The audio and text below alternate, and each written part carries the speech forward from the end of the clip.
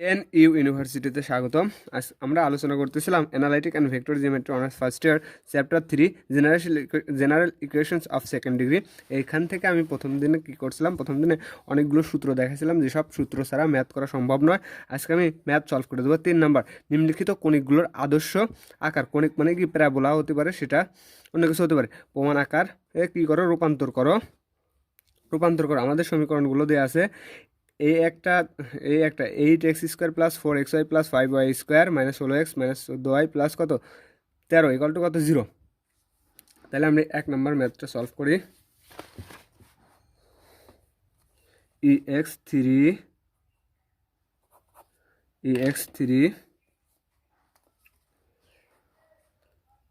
প্রদত্ত কণিকের সমীকরণ, প্রদত্ত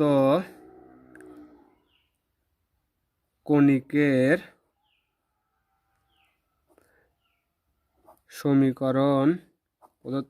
সমীকরণ কত দেওয়া আছে?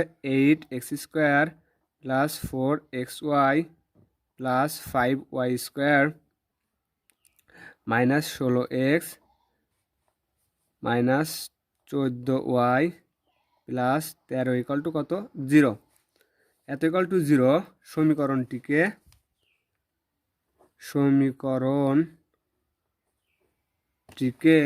সাধারণ দ্বিঘাত সমীকরণ, ঠিক আছে, কণিকের সাধারণ দ্বিঘাত সমীকরণ অথবা সাধারণ দ্বিঘাত সমীকরণ, কণিকের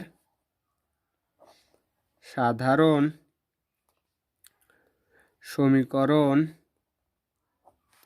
ax² + 2hxy + by² + 2gx + 2fy + c equal to 0 এর সহিত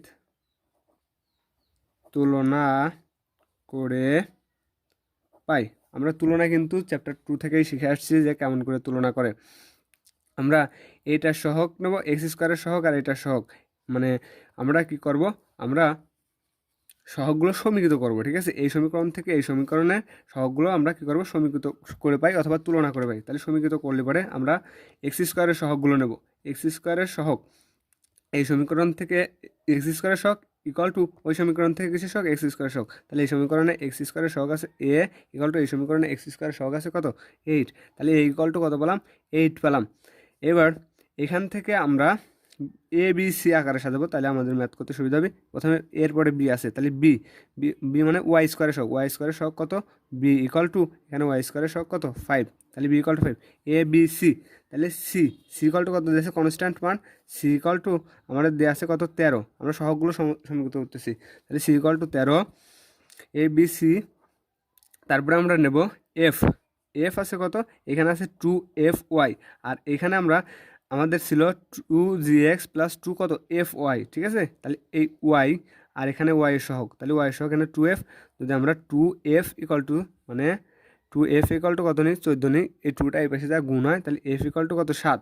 তাহলে আমরা f ইকুয়াল টু কত পাচ্ছি না, যেহেতু এখানে মাইনাস আছে তাহলে এখানে -14, তাহলে f ইকুয়াল টু -7। তারপরে আমরা এফ নিলাম, এবার আমরা নেব কত জি। তাহলে জি ইকুয়াল টু কত নেওয়া যায়, এখানে এক্সের সহগই জি, ঠিক আছে। যেহেতু আমাদের সূত্র ছিল ax² + 2hxy + by² + 2gx, এখানে জি নাই, এর মানে তাই না, এখানে জি আছে।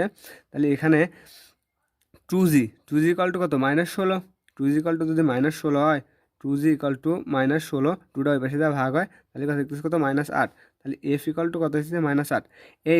এইচ মানে কি এক্স ওয়াই সহগ, ঠিক আছে, এক্স ওয়াই সহগ 2h ইকুয়াল টু কত নেবো আমরা 4 নেবো, এখানে এক্স ওয়াই সহগ কত 4, তাহলে 2h ইকুয়াল টু 4, তাহলে এইচ ইকুয়াল টু কত 4 কত 2, তাহলে এখানে কাটাকাটি করে পাচ্ছি আমরা কত এইচ ইকুয়াল টু 2। ওকে, তাহলে আমরা এর সহগ পাইছি 8, বি সহগ 5, সি সহগ 13, এফ এর সহগ -7, জি এর সহগ কত -8, এফ এর সহগ কত -2। এটা তো আর বলা লাগবে না, এটা সাধারণত আমরা দ্বিতীয় অধ্যায় থেকেই কি শিখে আসছি, মানে সহগগুলো সমীকৃত করা। এখন আমাদের কিন্তু ডেল লাগবে, মানে এই সমীকরণটা পরাবৃত্ত, অধিবৃত্ত নাকি উপবৃত্ত, তাহলে সেটা নির্ণয় করতে হলে আমাদের ডেল লাগবে এবং ab - h² লাগবে। তাহলে এটা কিন্তু সব ম্যাথের ক্ষেত্রে প্রযোজ্য। ডেল ইকুয়াল টু আমরা জানি, সেটা সেকেন্ড চ্যাপ্টারতে শিখে আসছিলাম, A B C plus 2f g h - af² - bg² minus কত CH স্কোয়ার। আমরা এখান থেকে কিন্তু সবগুলো মানই বসাবো। তাহলে এর মান কত 8 গুণ বির মান 5 গুণ সির মান কত পাইছি, সির মান 13 প্লাস 2 এফের মান পাইছি আমরা মাইনাস কত 7, এফের মান -7 গুণ জির মান আমরা মাইনাস কত পাইছি 8, আর এইচের মান পাইছি আমরা কত, এইচের মান পাইছি গুণ 2 মাইনাস এর মান পাইছি আমরা 8 গুণ এফের মান পাইছি 7, তার মানে 7 মাইনাস 7 তার square minus B equal to পাইছি 5, বি ইকুয়াল টু 5, জির মান পাইছি আমরা কত গুণ জির মান পাইছি -8 তার কত স্কোয়ার মাইনাস সির মান পাইছি আমরা কত, সির মান 13 গুণ এইচ স্কোয়ার, এইচ বলতে 2 তার কত স্কোয়ার। তাহলে আমরা সবগুলোর মানই বসালাম, বসানোর পরে যেটা স্কোয়ার আছে স্কোয়ার করে দিলাম। তাহলে এখানে 5 40 এখানে ক্যালকুলেশন করতে হবে। 40 গুণ 13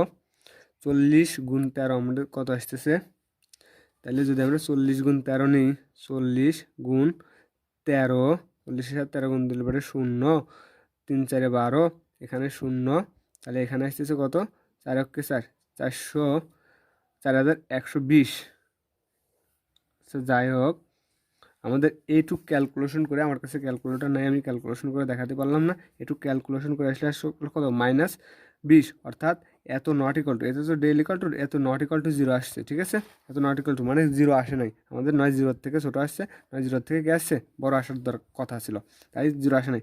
এবং আরেকটা মান লাগবে AB minus H square equal to, আমরা এর মান বসাই, এর মান কত ছিল, এর মান 8 গুণ বির মান ছিল 5 ইকুয়াল টু এইচের মান ছিল আমাদের কত 2, তার মানে 2 স্কোয়ার 5 বিয়োগ 4, এনে থাকতেছে কত 36। আমাদের এটা আমাদের আরেকটা শর্ত ছিল AB minus H square greater than 0 অথবা লেস দেন 0 অথবা ইকুয়াল টু 0। তাহলে এত গ্রেটার দেন কত 0 থেকে আমাদের কি 36টা বড় আসছে।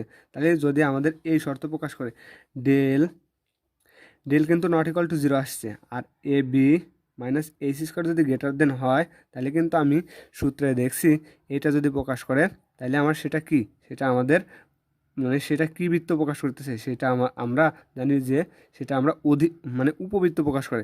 আর যদি del not equal to 0, AB minus H square, এটা কিন্তু এইচ স্কোয়ার লেস দেন 0 হলে সেটা অধিবৃত্ত, del not equal to 0, AB minus H square equal to 0 হলে সেটা আমাদের কী বৃত্ত প্রকাশ করে, এটা আমাদের পরাবৃত্ত প্রকাশ করে। এই তিনটা জিনিস আমি সূত্রগুলো সেজন্য আগে দিয়ে দিছি, সূত্রগুলো মুখস্থ রাখা লাগবে, ওকে।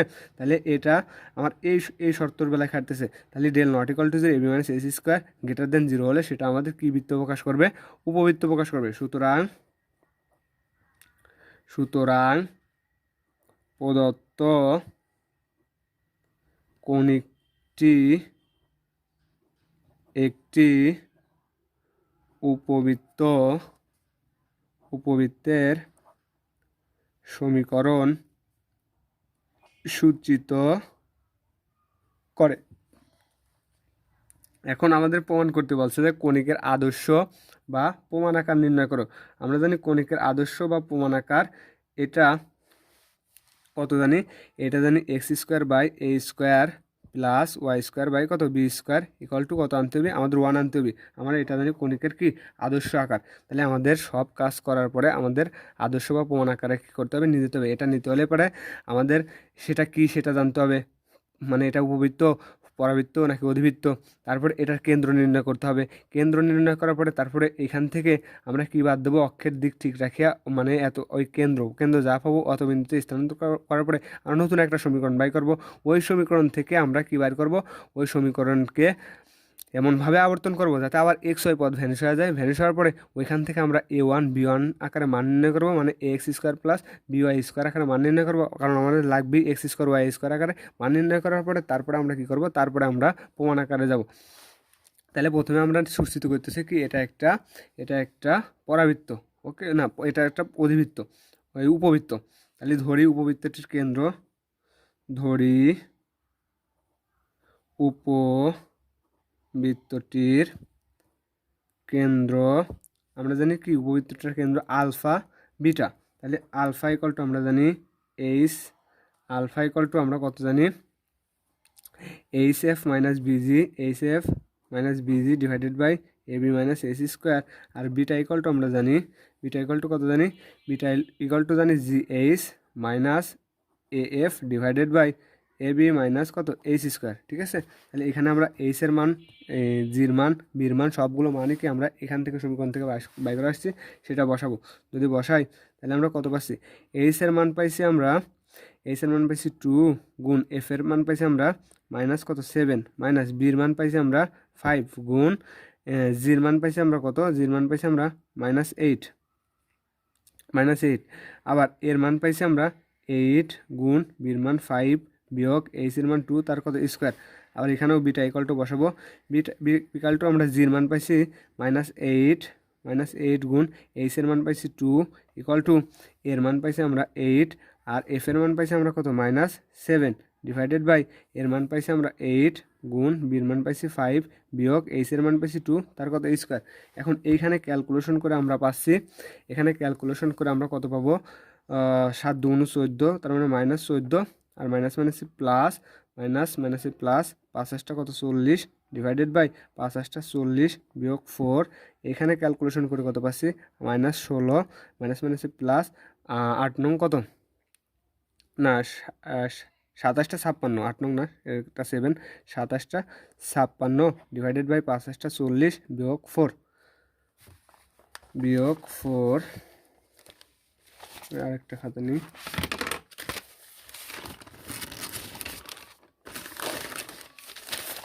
তাহলে বিয়োগ 4, এখানে ক্যালকুলেশন করে কত দাঁড়াচ্ছে,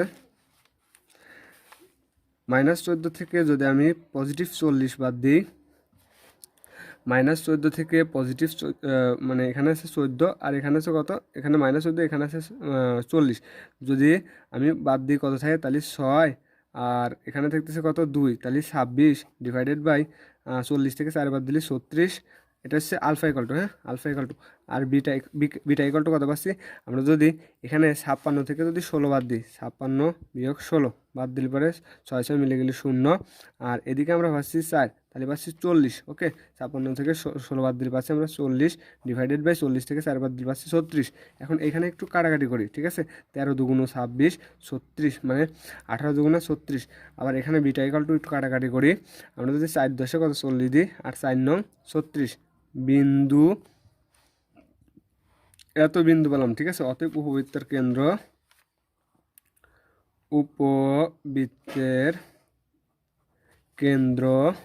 অতএব উপবৃত্তের কেন্দ্র কত পেলাম, আলফা পেলাম 13/18 আর বিটা পেলাম 10/9। এখন অক্ষের দিক ঠিক রাখিয়া মূলবিন্দুকে আলফা বিটা বিন্দুতে স্থানান্তর করলে, আলফা বিটা বলতে আলফা এত বিটা এত, এখন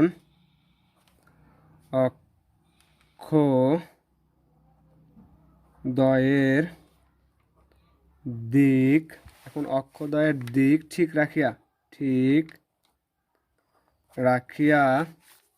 অক্ষদ্বয়ের দিক ঠিক রাখিয়া মূল বিন্দুকে কত বিন্দুতে, আলফা বিটা, এটা আলফা এটা বিটা, তাহলে 13/18 10/9 বিন্দুতে স্থানান্তর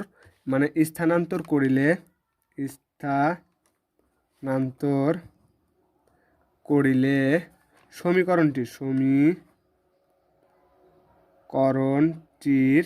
সমীকরণটির পরিবর্তিত আকার হইবে, পরিবর্তিত আকার হইবে। এখন অক্ষদ্বয়ের দিক ঠিক রেখে মূল বিন্দুকে, আমাদের অক্ষটা মনে করি এরকম ছিল, ঠিক আছে, আর মূল বিন্দুটা এটা ছিল, অক্ষদ্বয়ের দিক ঠিক রাখিয়া মূল বিন্দুকে আলফা বিটা বিন্দুতে কি করব, ঘুরাবো, আলফা বিটা বিন্দুতে মূল বিন্দুটা, এই যে প্রথম আমাদের মূল বিন্দু মানে অক্ষটা ছিল এরকম, ঘুরানোর পরে এটা আলফা এটা বিটা বিন্দুতে ঘুরে গেছে, ঘুরার পরে আমাদের কি হয়েছে, আমাদের পরিবর্তিত একটা সমীকরণ আছে, কত ছিল, আমাদের প্রদত্ত সমীকরণ ছিল 8x² + 4xy + কত 5y², আর এগুলো কি হয়ে গেছে, এগুলো মানে বাদ বলতে এগুলো কনস্ট্যান্ট আকার হয়ে গেছে। ওকে, তাহলে এত এর পরিবর্তিত আকার হইবে কত, 8x² + 4xy plus 5y² equal to কত c1, এটার নাম দিলাম আমরা কত 1 নং সমীকরণ। মানে অক্ষদ্বয়ের দিক ঠিক রাখিয়া মূল বিন্দুকে এত বিন্দুতে স্থানান্তর করলে সমীকরণটির পরিবর্তিত আকার হইবে কত 8x² plus 4xy plus 5y² আর ইকুয়াল টু কত c1, এটার নাম দিলাম আমরা কত 1 নং সমীকরণ। এখন যেখানে c1 ইকুয়াল টু কিন্তু এই যে আমরা আলফা বিটা কোণে ঘুরাইছিলাম সেটা, ঠিক আছে, যেখানে c1 equal to minus alpha G plus beta F plus কত সি, এটার আমরা মানগুলো বসাই দিই। মাইনাস থাক, আলফার মান কত পাইছিলাম, আলফার মান পাইছিলাম 13/18 গুণ জি বলতে আমরা কত পাইছিলাম, জি বলতে সম্ভবত -7 না কত যেন পাইছিলাম, জি বলতে -8 প্লাস বিটার মান পাইছি আমরা কত, বিটার মান পাইছি 10/9, তাহলে 10/9 গুণ এফের মান কত পাইছিলাম, এফের মান পাইছিলাম আমরা, এফের মান -7, ওকে, -7 প্লাস প্লাস আর এখানে আছে কত সি, তাই না, সির মান কত পাইছিলাম আমরা, সির মান পাইছিলাম 13। এখন এটারে যদি আমরা ক্যালকুলেশন করি, গুণ যোগ বিয়োগ ভাগ করি, তাহলে এটারে পাবো কত 5/9। কারণ আমার কাছে ক্যালকুলেটার নাই, আমি দেখাতে পারতেছি না, দেখাবার গেলে পরে ভিডিওটা অনেক বড় হয়ে যাবে, ওকে। তাহলে এত পেলাম। এখন 1 নং হইতে পাই, আমি এর পরের ভিডিওয়ে ক্যালকুলেটার কিনে এনে এর পরের ভিডিওয়ে মানে ক্যালকুলেশন করে দেখাবো। 1 নং হইতে মানে এই যে 1 নং হইতে পাই, 1 নং হইতে পাই কি পাই 8x² plus 4xy plus 5y² ছিল না, ইকুয়াল টু কত ছিল, c1 ছিল না, তাহলে আমরা c1 এর মানটা বসাই দিলাম। c1 এর মান কত পাইছি 5/9, আমাদের 1 নং সমীকরণ ছিল এইটা। এখানে আমরা c1 এর মান যেহেতু পাইছি, c1 এর মান বসাই দিলাম, কত বসালাম 5/9, ওকে। আমরা কত বসালাম 5/9। এখন উভয় পক্ষে আমরা কত দ্বারা ভাগ করব, উভয় পক্ষে 5/9 দ্বারা ভাগ করে, ঠিক আছে, উভয় পক্ষে 5 দ্বারা 9 ভাগ করলে আমরা কত পাচ্ছি, যেহেতু আমাদের এখানে 1 আনতে হবে, কারণ আমাদের প্রমাণে আছে x² divided by a² plus y² divided by কত b² ইকুয়াল টু কত 1 আছে, তাহলে আমরা প্রমাণের 1 আকারে অবশ্যই আনতেই হবে। তাহলে যদি আমরা হরলব আমরা উভয় পক্ষে যদি এত দ্বারা ভাগ করি, তাহলে এখানেও ভাগ হবে, এখানেও ভাগ হবে, এখানেও ভাগ হবে। ভাগের সময় এখানে যেহেতু মানে মনে করি এখানে এ আছে, এটা যদি এ পাশে ভাগ করে দিই, তাহলে কত হবে 9/5 হবে, ঠিক আছে। তাহলে কত হবে আমার 9/5, তাহলে 9/5 রে গুণ দিয়ে উল্টো দিলে পারে আমরা কত পাচ্ছি, এখানে তো 8টা এখানে মানে মনে মনে আমি এ ধরছি, তাহলে এটারে যদি আমি গুণ দিয়ে উল্টাই দিই, তাহলে এখানে কত পাচ্ছি, এখানে পাচ্ছি, এখানে আমার ছিল 8x², তাই না, তাহলে আমি লিখে দিই একটু, এটা যেহেতু এরকম ছিল, তাহলে ভাগ থাকলে এবার সে গুণা উল্টে যায়, তাহলে 9/5 গুণ 8x² প্লাস এখানেও এসে গুণা উল্টে যাবে, ওকে। তাহলে 9/5 কত 4xy প্লাস এখানেও গুণা উল্টে যাবে 9/5y² ইকুয়াল টু, এখানে যদি এতটাই এত দ্বারা ভাগ করে তাহলে কত পাবো 1 পাবো, গুণ দিয়ে উল্টো দিলাম না, দেখালাম না, জাস্ট সিম্পল। তাহলে 8 নং কত 72/5 কত বললাম 72/5 ইন্টু x² প্লাস 6 নং কত 54, আমরা পাচ্ছি এখানে 6 নং 54 লেখে নাই, এখানে আমাদের কত আকারে রেখে দিয়েছে 18 আকারে রেখে দিয়েছে, 18 দুগুণ আছে, ও 4 নং 36, আমি 6 নং করছি, এখানে তো 4 নং 36, তাহলে এটা রাখছে 2 ইন্টু 18 ডিভাইডেড বাই কত 5, 9 দুগুণ কত 18 দুগুণ 36, তাহলে 4 নং 36 ডিভাইডেড বাই সেই লাস্টে 5 থাকে xy প্লাস, আর এইখানে আমার কত থাকতেছে, এখানে আমার ছিল এখানে ছিল 5y², তাহলে আমরা 9/5 দিছি, তাহলে আরেকটা কত ছিল 5 ছিল 5y², তাহলে আমার এখানে আসতেছে এই 5 আর এই 5 কেটে দিচ্ছি, ওকে, এই 5 কেটে থাকার কারণে থাকছে 9y² ইকুয়াল টু কত 1, 9y² ইকুয়াল টু 1। এখন আমাদের কাজ হচ্ছে, আবার অক্ষদ্বয়কে এমনভাবে আবর্তন করব যাতে xy পদ ভ্যানিশ হয়ে যায়, ঠিক আছে, এমনভাবে ঘোরাবো যাতে কি ভ্যানিশ হয়ে যায়, xy পদ আমাদের ভ্যানিশ হয়ে যায়। আমি ক্যালকুলেটর নাই বলে আমি কিন্তু বই থেকে ওইগুলো দেখে দেখে বসা দিচ্ছি, ক্যালকুলেটর থাকলে দেখা লাগতো না। তাহলে এত পেলাম, ঠিক আছে। আবার অক্ষদ্বয়কে এমনভাবে আবর্তন করাবো মানে ঘুরাবো, আমি লিখি সেটা, আবার অক্ষদ্বয়কে এমনভাবে আবর্তন করানো ম্যাথগুলো একবারে ইজি, জাস্ট একটু বড় হইল, এমনভাবে আবর্তন করা হইল যেন xy পদ অপসারিত হয়, ধরি এই ক্ষেত্রে ধরি এই ক্ষেত্রে রূপান্তরিত সমীকরণ, রূপান্তরিত সমীকরণ কেমন হবে, মানে আবার অক্ষদ্বয়কে এমনভাবে আবর্তন করালাম, মানে করানো হলো যেন এক্স ওয়াই পদ অপসারিত হয়, মানে এক্স ওয়াই পদ ভ্যানিশ হয়ে যায়। এই ক্ষেত্রে আমার নতুন সমীকরণ হবে, তাহলে এক্স ওয়াই পদ থাকবে না, তাহলে ওইটার নাম থাকবে A X square plus B Y square equal to C. তাহলে এখানে এটার নাম দেবো A one X square plus B one Y square equal to কত সি। সি বলতে আমার কত 5/9, এত নাম দিলাম আমরা কত নং সমীকরণ, 2 নং সমীকরণ, কারণ এক সমীকরণটা আমরা নাম দিছি আমরা কত নং সমীকরণ, 1 নং সমীকরণ। এখন এটা 2 নং সমীকরণ। এখানে এখানে আমাদের কাজে লাগবে, এখানে আমরা A one plus B one সম্ভবত চ্যাপ্টার 1 আর 2-তে থিওরাম 5-এ না কোথায় যেন প্রমাণ করে আসছি, A one plus B one equal to কত এ প্লাস বি। এখন এর মান জানি, এ আর বি এর মান জানি, আমরা এর মান বাই করছি 5 আর বির মান বাই করছি আমরা কত, এর মান বাই করছি 5 আর বির মান বাই করছি হচ্ছে 13 সম্ভবত, এটাই বাই করছি, মানে ওই যে দুইটা সমীকরণই করে। তাহলে এ প্লাস কত 5, মানে 5 বলতে বি, তাহলে এত ইকুয়াল টু কত 13, তাহলে A one B one equal to কত পেলাম 13 পেলাম।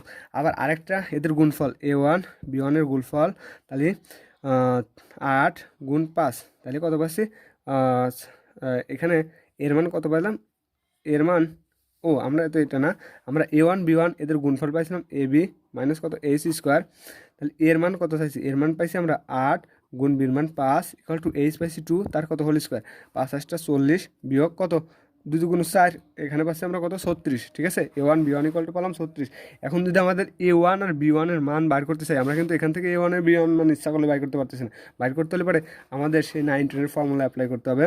তাইলে আমরা একটা সূত্র জানি, A minus B whole square equal to কত জানি, A minus B whole square equal to একটা সূত্র জানি, সূত্রটা কি, এ প্লাস মানে A one B one plus whole square, A one plus B one plus whole square 4 A B. হ্যাঁ, A B. এখন এখানে তো স্কোয়ার আর থাকে না, এ ওয়ান মাইনাস যেহেতু আমার A one B one free করা লাগবে, A one B one equal to root over A one plus B one তার হোল স্কোয়ার মাইনাস কত 4 এ ওয়ান বি ওয়ান। আমরা এ ওয়ান প্লাস বি ওয়ানের মান পাইছি কত পাইছি, 13 পাইছি, বসাই দিই, তাহলে 13 তার স্কোয়ার মাইনাস 4, 4 তো ঠিকই থাকবে সূত্রে 4, এ ওয়ান বি ওয়ানের মান পাইছি কত গুণ 36। ঠিক আছে, এটারে আমরা যদি ক্যালকুলেশন করি, মানে 13 বর্গ করলে পাবো আমরা 169, আর 4-এর সাথে 36-এর গুণ দিলে সম্ভবত কত পাই দেখে নিই, 4 গুণ 36 গুণ 4, 4 24-এর 4, হাতে আমার কত 2, 3 4 12 আর 2 14, ঠিক আছে 144। হ্যাঁ, তাহলে 144 আর 169 থেকে যদি 144 বাদ দিয়ে থাকবে না মানে 25। ঠিক আছে, তাহলে 169 বিয়োগ কত পেলাম 144, বাদ দিলে পরে থাকতেছে আমাদের 25, 25-এর রুট করলে আমরা পাচ্ছি কত 5, তাহলে A one minus B one equal to কত পাচ্ছি 5 পাচ্ছি 5। তাহলে এইখান থেকে আমরা কিসের মান নির্ণয় করব, এখান থেকে আমরা মানে এ ওয়ান বি ওয়ান আকারের মান নির্ণয় করব। তাহলে আমরা A one minus B one equal to কত পাইছি 5, আবার এটারে নাম দিয়ে দিই, নাম দিলে পরে আমাদের কি অনেক সুবিধা হবে বার করতে।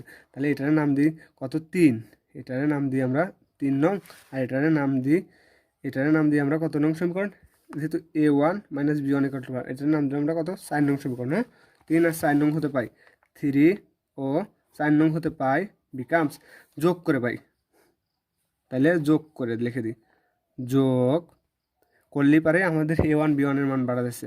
তাহলে A one plus B one equal to পাইছি আমরা কত, A one plus B one equal to পাইছি 13, আবার A one minus B one equal to পাইছি কত 5, দুটা যোগ করতেছি, যোগ করলে পরে এটা কেটে দেয় 2, এ ওয়ান ইকুয়াল টু 13 আর 5 আসতেছে, 5 আর 3 আসতেছে 8, তাহলে কত 18। ঠিক আছে, তাহলে A one equal to 18 divided by 2, অর্থাৎ এ ওয়ান ইকুয়াল টু পেলাম কত 9 পেলাম, এ ওয়ান ইকুয়াল টু 9। আবার 1 ও 2 নং সমীকরণ বিয়োগ করে পাই, তাহলে না 3 ও 4 নং সমীকরণ, 3 বিয়োগ কত 4, বিয়োগ করলে পরে পাচ্ছি A one plus B one equal to কত 13, আবার এ ওয়ান মাইনাস কত বি ওয়ান ইকুয়াল টু কত পাইছি 8 পাইছি। তাহলে বিয়োগের সময় নিচের রাশির কি চিহ্নের পরিবর্তন হয়, প্লাস থাকলে মাইনাস, মাইনাস থাকলে প্লাস, তাহলে এ ওয়ান কেটে গেল 2 বি ওয়ান ইকুয়াল টু 13 থেকে 5 বাদ দিলে পাচ্ছি আমরা কত, 13 থেকে 5 বাদ দিলে আমাদের থাকতেছে 8। ওকে, তাহলে B one equal to 8 divided by 2, অর্থাৎ বি ওয়ান ইকুয়াল টু কত পেলাম 4 পেলাম, তাহলে এ ওয়ানের মানও পেলাম বি ওয়ানের মানও পেলাম। তাহলে আমার 2 নং এই মানগুলো বসাই, আমাদের 2 নং সমীকরণটা কী ছিল, 2 নং সমীকরণটা ছিল A one X square plus B one কত Y square, 2 becomes A one X square plus b1y² equal to ছিল আমাদের 5/9। আমরা a1 এর মান পাইছি, a1 এর মান কত পাইছি 9, a1 এর মান কত 9, ঠিক আছে ওকে। তাহলে a1 এর মান যদি 9 পাই তাহলে 9x² প্লাস b1 এর মান পাইছি 4y² ইকাল টু 5/9। যেহেতু আমাদের প্রমাণ আকারের কাছাকাছি চলে আসছে, আমাদের প্রমাণ আকার ছিল x² plus y² divided by x² divided by a² plus y² divided by b² equal to কত c ছিল অথবা 1 ছিল, যাই হোক কনস্ট্যান্ট পয়েন্ট ছিল। এখন আমরা উভয় পক্ষে কী দিয়ে উভয় পক্ষে এত দ্বারা আবার ভাগ করব। উভয় পক্ষে যদি এত দ্বারা ভাগ করি, উভয় পক্ষরে যদি আমরা এত দ্বারা ভাগ করি তাহলে আবার কি থাকে, তাহলে আমরা এটা এই পাশে ভাগ এসে উল্টে যায়। তাহলে 9 ডিভাইডেড বাই কত 5 গুণ 9 কত x² প্লাস এখানেও 9 ডিভাইডেড বাই 5 গুণ 4x² ইকুয়াল টু এখানে যদি এটারে ভাগ দিই, আমি এটা এখানে দেখাই দিই, এত ভাগ কত 5/9, ঠিক আছে। এটারে ভাগ করলে আমি কত করছি সাইডে দেখা দিই। তাহলে এখানে যেহেতু কাটাকাটি করা যাচ্ছে না, তাহলে 9 নং 81x² ডিভাইডেড বাই 5 আবার প্লাস এখানে 4 নং কত 36 ডিভাইডেড বাই 5 কত y² ইকাল টু এটারে গুণ দিয়ে উল্টে দেবে, তাহলে 5/9 আর এটা আসবে 9/5, এই 5 এই 5 এই 9 9 কেটে গেল। এখানে থাকতেছে 81 divided by 5x² plus 36 divided by 5 কত y² ইকাল টু কত 1। এখনও আমাদের কী আকারে আসে নাই, এখনও আমাদের x² divided by a² plus y² divided by b² আকারে আসে নাই। তাহলে এইটারে যদি আমি একটু সাজায় লিখি, একটু মানে সাজায় লিখি, তাহলে কত আকারে পাচ্ছি, হ্যাঁ ওকে। তাহলে এটারে যদি আমরা সাজায় লিখি x² ডিভাইডেড বাই √5/9 তার square plus y² divided by √5 divided by কত 6 তার স্কোয়ার ইকুয়াল টু কত 1।